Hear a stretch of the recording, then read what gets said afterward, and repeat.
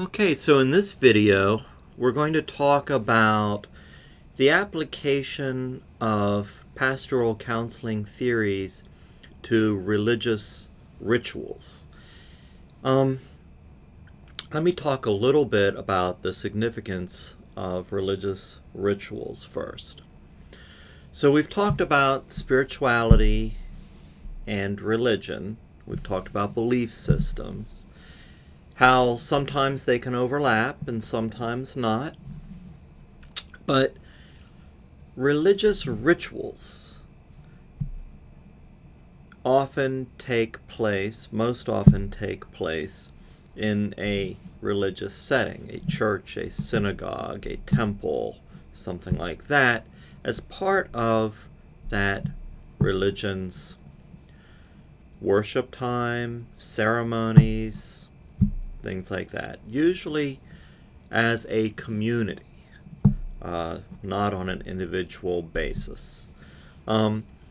Individuals who have developed their own sense of spirituality can create their own religious rituals. So, for instance, a person might wake up,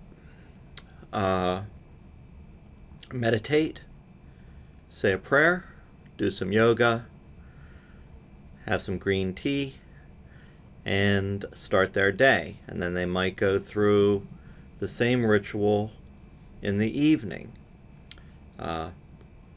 Maybe not the green tea because that might wake them up. But you get the idea. You can create your own religious rituals, but they are different spiritually when you're doing them on your own than religious rituals that are doing that people participate in as part of a religious community. So when we think about religious ceremonies, many times they coincide with major life events. So when we think about cultures, all different kinds of cultures, whether it's a culture for a country, a national culture, or whether we think it's a community culture, or a village or tribal culture, an ethnic culture, whatever type of culture. But think about this in terms of cultures and belief systems. Many times, most times throughout history, before modernity, cultures had rituals that depicted stages of life. So they would have a ritual for a new birth. They would have a ritual when a child becomes an adult. They would have a ritual when somebody married. They would have a ritual for death and grieving and burial or cremation. They would have a ritual for all of the important milestones, and they would have individual rituals that were connected to all aspects of religious ceremonies. But normally the thing that cultures had in common when they integrated religious rituals was that the religious ritual would often coincide or depict a different stage or a transitional stage in one's human growth and development throughout one's lifespan. So when we think about the United States,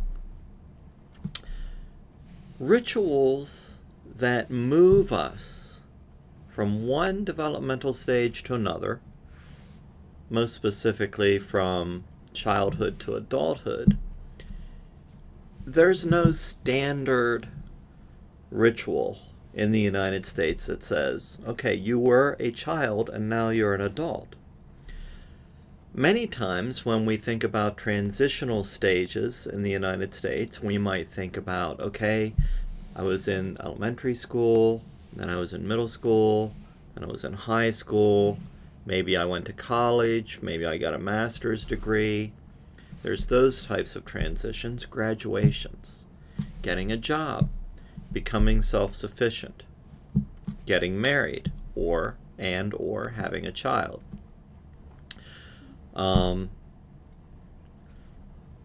Perhaps getting your driver's license,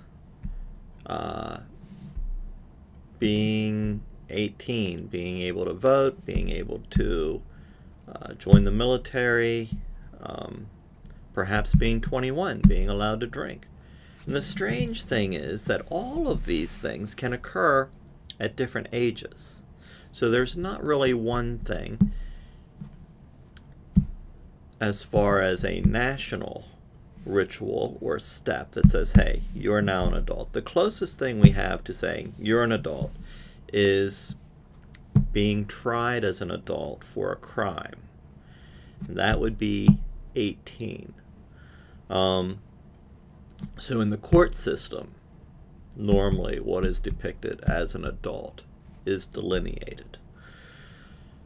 Now, none of those things that I mentioned nationally are paired with a specific religion. However, there are a multitude of religions within the United States, and I can give you some examples from my own religious perspective, and if you come from a different religious perspective, it would be great if you shared some of your own examples of religious rituals with the class as well. I'd love to understand and hear about them. But let me give you some examples from my own perspective, and this is just a small part of what's out there. And once again, it's just an example. So in the Christian perspective, there is usually some type of ritual when a child is born. In some denominations, they believe in child baptism. In other denominations, they don't. They think people should make up their own mind when they should be baptized. But they also have dedication ceremonies and things like that. There's usually something to do with a new child's birth, and it's also a celebration of that birth by the community of believers. The next thing I can talk about would be some type of personal decision that an individual makes to say, yes, I want to be part of this religious community.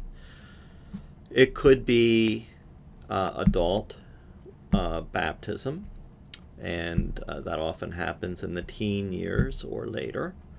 So somebody says, if they weren't baptized as a baby, and the religious denomination believes that people should make their own decision about baptism, then when they're ready, they say, hey, I'd like to get baptized and profess my faith.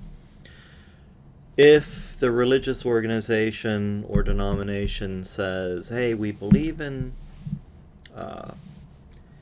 child baptism as a baby, then oftentimes the ceremony is confirmation, and a teenager, usually around 12 or 13, goes through some type of education about the belief system, about the religion, and then they make a choice and say, yes, I'd like to be part of this religion, and I can say this is what I believe. So that's another religious kind of milestone, usually around when somebody becomes a teenager. Another one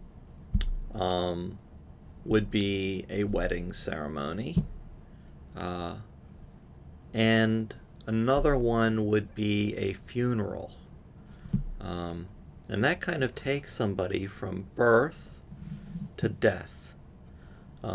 Could span the whole life cycle. 4 different milestones in one's human growth and development. And then another one that I could add would be communion, which would be bread and wine, celebrating the Lord's Supper. And this has a number of different significance or meanings or applications. And even though it's all theologically the same, we can use it in different contexts. So, for instance, it can be linked to, in the Catholic Church, confession and the forgiveness of sins. In a Protestant church, it is usually linked to basically a remembrance of Christ, sacrifice, resurrection, Christ among us. So communion with other divine being, the Holy Spirit. The times that I have found it to be very significant is when somebody was in the hospital or in hospice or dying, and we would talk about their lives, their regrets, their fears, and they would request communion at that point. And then it has a really impactful significance for that individual and their belief system. So that's just an example of rituals within a Christian context. And I would love to hear about examples that you could provide, whether it be from possibly a Jewish context, a Hindu, Muslim, Native American, any background that you might have. I would love to hear about the rituals that are included in that belief system and religious context. I'm always interested in that. And the meaning that they convey for you and for the group of believers. So I think one of the things that is lacking in our society is rituals on a national level. A lot of times, if people aren't involved in some type of religion or belief system, people strive for meaning and things that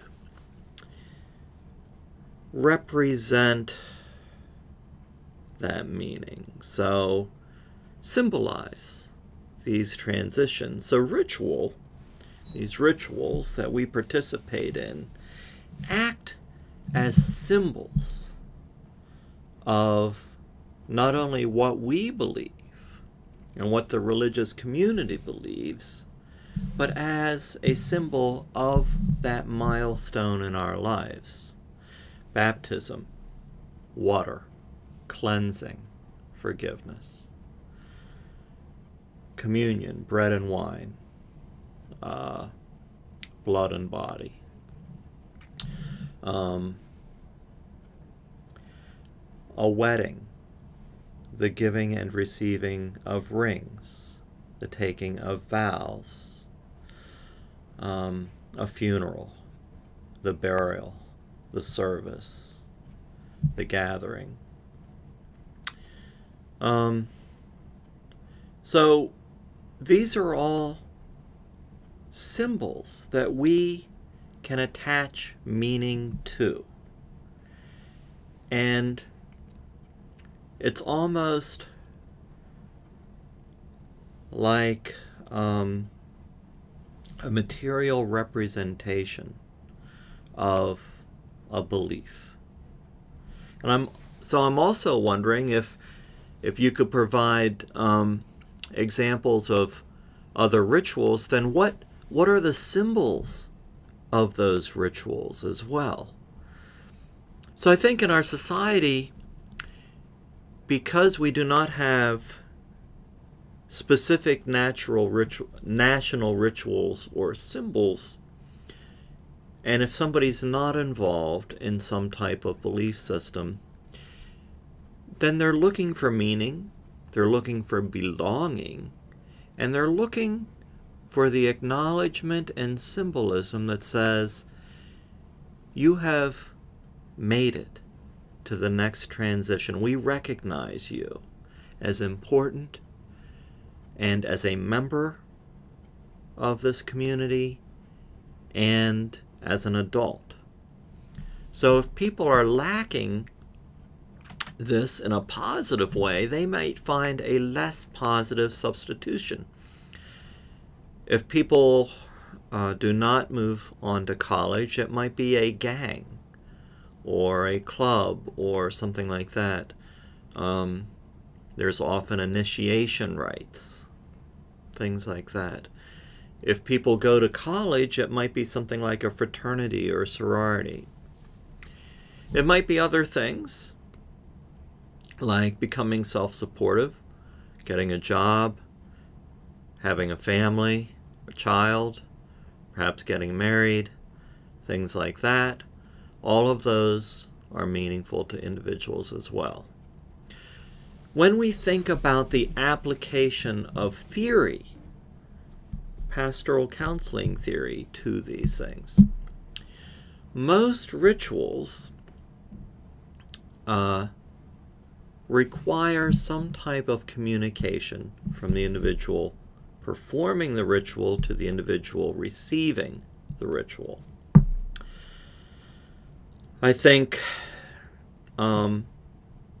that's when I'm able to really communicate and have that I-thou experience with others. When we meet beforehand and we discuss the meaning of these different rituals, and what it means to the person, and what it means to the community. So being able to talk about that meaning makes the ritual more significant to the individual, because it enhances not only the ritual but the symbol, and it adds to their belief system and the meaning that they gain in their lives from their participation in that belief system or religion or ceremony or ritual. So the participation is important, but it goes beyond the ritual itself. The pastoral counseling comes in that could be one meeting before the ritual, or it could be once a week for a number of months, if it's something like confirmation. So that becomes a teaching process, but also a pastoral counseling process, because there's teaching about the belief system, the meaning behind it, how it can be incorporated into the individual's lives, but it's also a listening. This is what people are seeking. What are their questions? What are their needs? What emptiness is there that they are seeking to fill? So it provides an opportunity to discuss individuals' meaning and to facilitate awareness and growth throughout that process, as happens in any good counseling session. So even though every religion is different, every belief system is different, every individual is different, from a pastoral counseling perspective, it's a combination of the sessions beforehand, the talks we have with the individuals, the communication, the teaching and the counseling, the listening and the I-thou experience that adds more meaning. And then when they participate in the ritual, it's so much more meaningful during that present moment. So I think that some of the most meaningful experiences I've had were as a chaplain at the camp for children with disabilities or terminal illnesses, or doing home visitations, nursing home visitations, or hospital visitations, hospice visitations. So I think that those are areas where people are experiencing some pretty important life experiences. They have some big questions. They have some big fears. And their need for meaning and peace is significant. And I think that's really a time when pastoral counseling can play a very positive role, no matter what the religion. So I'd love to hear your responses to this. And that's it for this lecture. Thanks.